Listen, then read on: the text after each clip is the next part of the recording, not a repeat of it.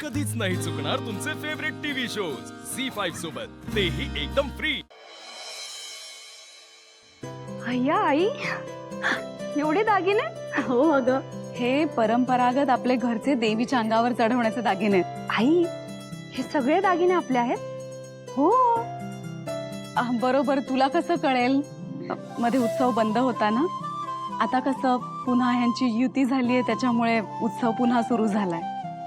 खास देवीसाठी राखून ठेवलेले दागिने आहेत हे. तबकात छान सजवून ठेवायचे आणि आता देवीची ओटी पण भरायची. बरं, बरीच कामं आहेत, मी आलेच. आई, मी एक विचारू का? विचार की. म्हणजे तुमची हरकत नसेल तर मी सजवू का हे दागिने? अगं विचारतेस काय, घे की, उलट मला मदतच होईल. धर. निलांबरी, काय चाललंय तुझं? आजी, हे देवीला सजवायचे दागिने आहेत. आईनेच दिलेत. रेणुका, अगं डोकं जरा तरी चालवत जा. आई, काय झालं?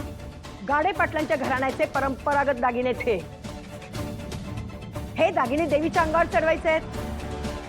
मग हे इतकं महत्वाचं काम तू कुणाला दिलंस? तुला घरात नवीन सून येणार आहे, विसरलीस का? माफ करा आई, मी पूर्वीला बोलवून घेते. हा,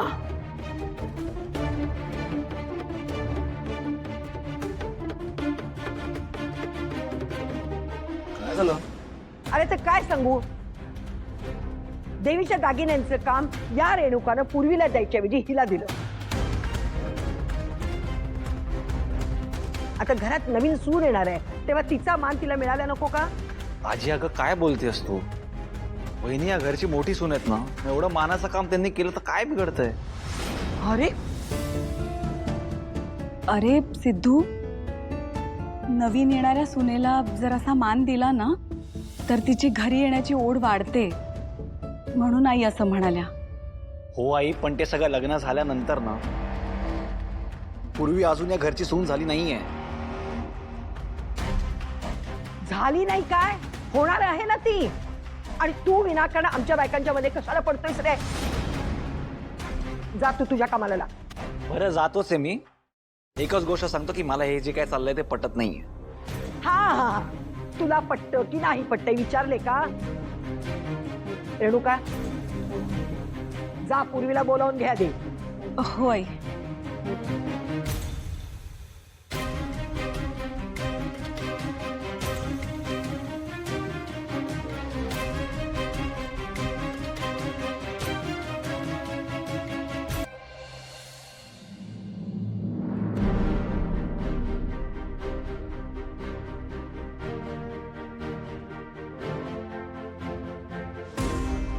काय झालं नीलू?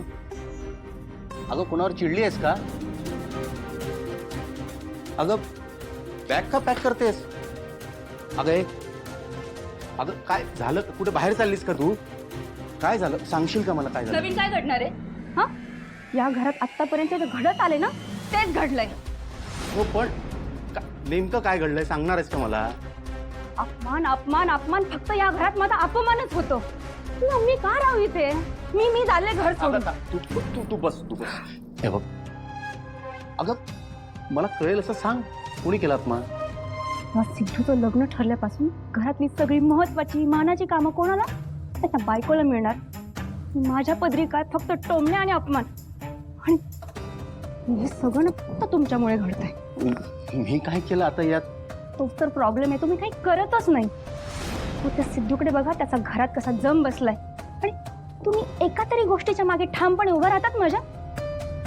नाही, त्या उलट घरात तुम्हाला किंमतही नाही आणि त्यामुळे मलाही किंमत नाही.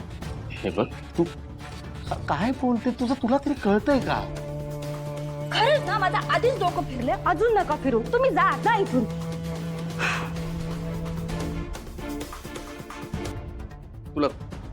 तुला काय करायचं ते कर बाई, कर. काय काय माणूस आहे हा? ये म्हणलं की येतो, जा म्हणलं की जातो. आयुष्यात कधी एकदा तरी स्वतःसाठी ठामपणे उभं राहा. पण नाही, आता मलाच काहीतरी केलं पाहिजे. आणि त्यामुळं मला हे घर सोडून जाणं परवडणार नाही. हे घर ना मुळात माझं आहे आणि मला त्रास दिलेल्या प्रत्येक व्यक्तीला या घराबाहेर काढणार नाही.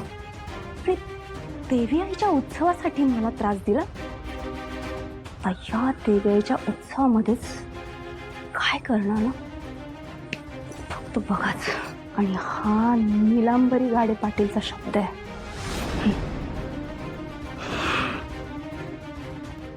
मॅडम, हे कुरिअर आलंय.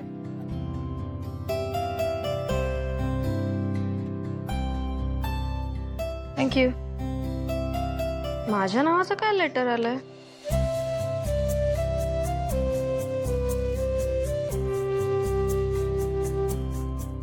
पॉलिसी? विश्वा, काय ग, काय झालं? अरे माझ्या नावाची काहीतरी पॉलिसी आहे म्हणे, जी आता मॅच्युअर झाली आहे. मी तर कुठली पॉलिसी काढली नव्हती, मग हे लेटर कसं आलं माझ्या नावाने?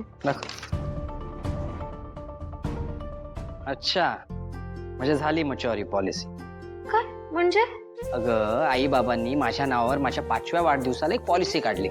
सेम पॉलिसी त्यांनी तुझ्या नावावर काढली पुढच्या वर्षी. हे बघ, झाली मच्युअर. व्हॉट? व्याजासकट 50 लाख मिळणार आहेत तुला. भारी आहे ना? सही. अगर रडतेस का? ए सही. मी नाही.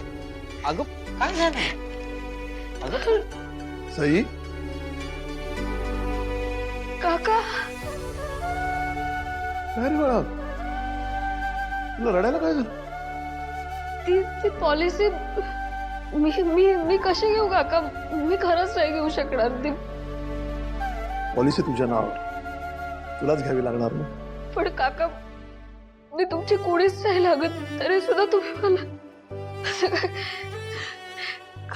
हे बघ बेटा, पुन्हा असं कधी म्हणू नकोस. तू तिकडे शिकायला होतीस ना,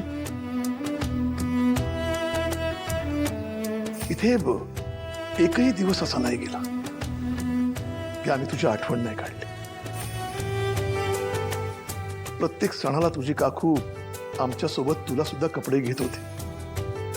आणि वाढदिवस?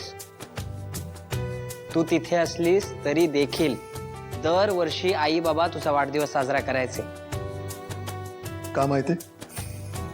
कारण तू आमच्या मनात होतीस. तू तिकडे होतीस, पण तुझा प्रत्येक वाढदिवस आम्ही ते साजरा करायचो. बघ बेटा, एक गोष्ट कायम लक्षात ठेव, तू या घरची लेक आहेस आणि कायम राहशील. थँक्यू काका. बरं, या पैशाचं काय करायचे हे तू ठरव. हे पैसे कुठे गुंतवणार आहेस, का पुढचं शिक्षण घेणार आहेस, का तुझा काही बिझनेस करण्याचा प्लॅन आहे? छे, मी तर काहीच विचार केला नाही अजून. पण काका, माझी एक रिक्वेस्ट आहे. रिक्वेस्ट नाही, हक्काने सांगायचं.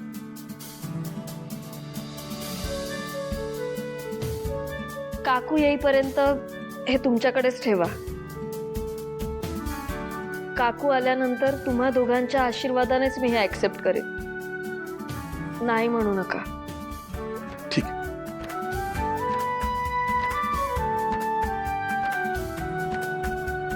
ए रडूबाई,